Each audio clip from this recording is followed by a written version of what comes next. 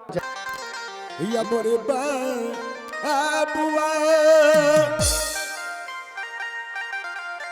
हैया जुदी नहीं प्यार बबुआ सीता के लगी छोरा बबुआ रही अरे आजू एक दिन बेटा दूल्हा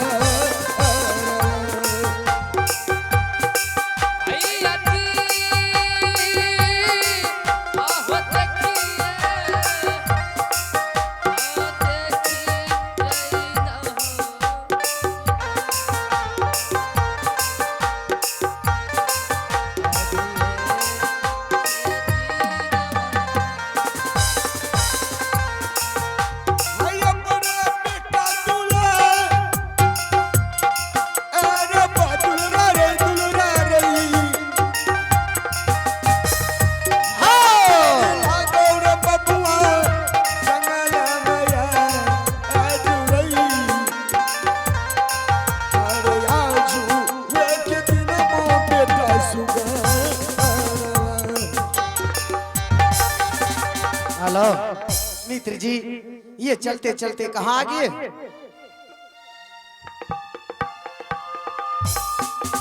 मित्र जी, ये हमारे राज दरबार है। क्या आपको अच्छा नहीं लग रहा है? क्या ये आपका ये महल है? हाँ मित्र जी, महल देखने में बहुत सुंदर लग रहा है, मंदिर की तरह लग रहे, लेकिन मैं ये क्या देख रहा हूँ?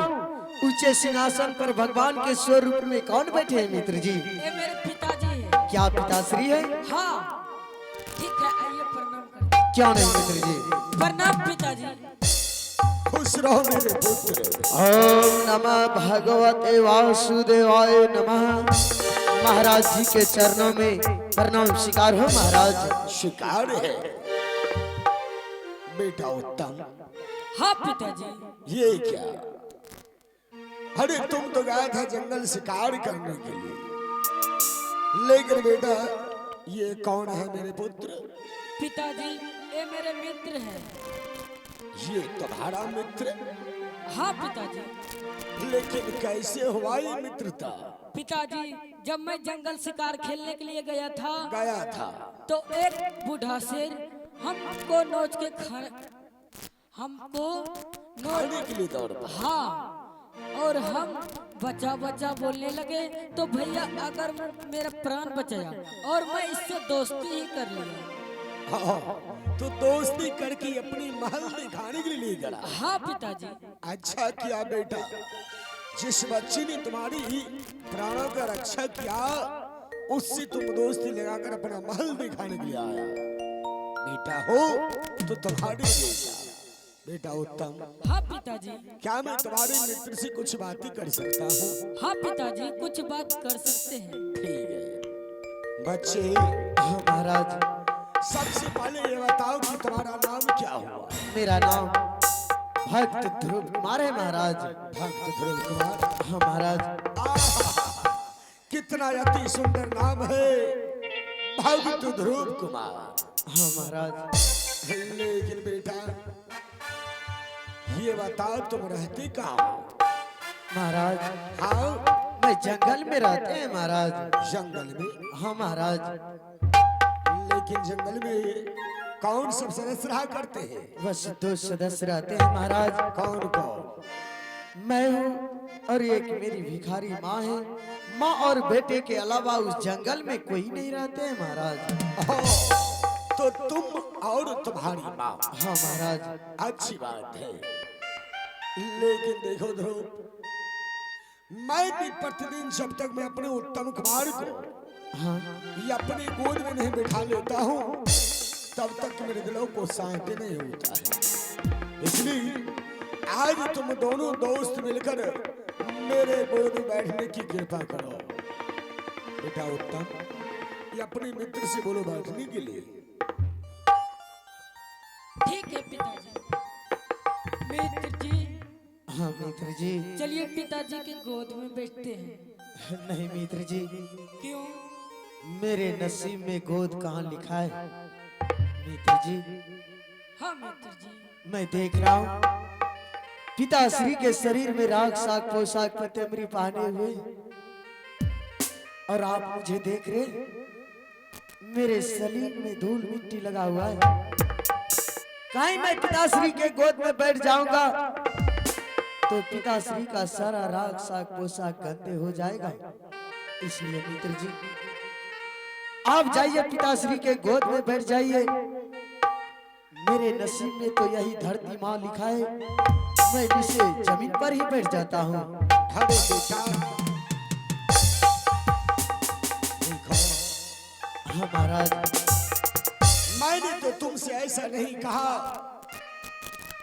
कि तुम्हारे शरीर में धूल मिट्टी लगा हुआ है और मेरे शरीर में राय शाही पीताम्बरी पहनी है।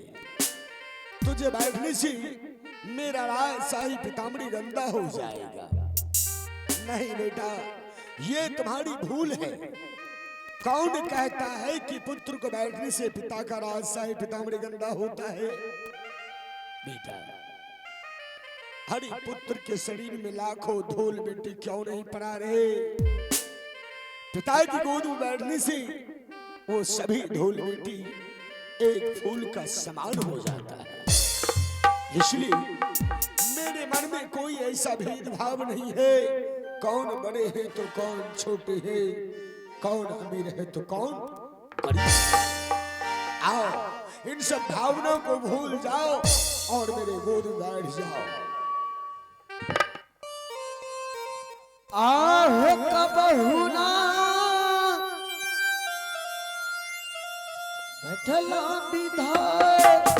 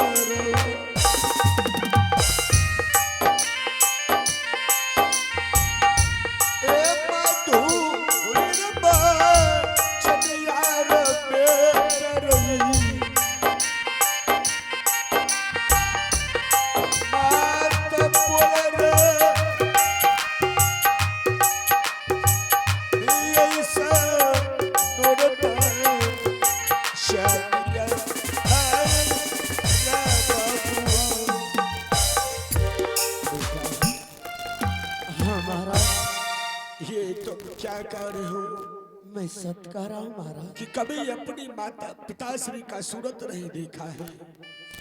महाराज कभी अपने पिताश्री की गोद में नहीं बैठे हो। नहीं महाराज, बेटा जंगल में इतना बड़ा हो गया लेकिन कभी मैं अपने पिता का प्यार नहीं पा पाया, नहीं पिता का सूरत देखा। आखिर पिता का प्यार कैसा होता है ये भी मुझे मालूम नहीं है महाराज। सो तुम्हारा पिता कैसा या भागा था, जो कितने जंगलों में जन्म देकर ये अपनी मुंह एक कारू की जैसे छिपा कर भाग गया। बेटा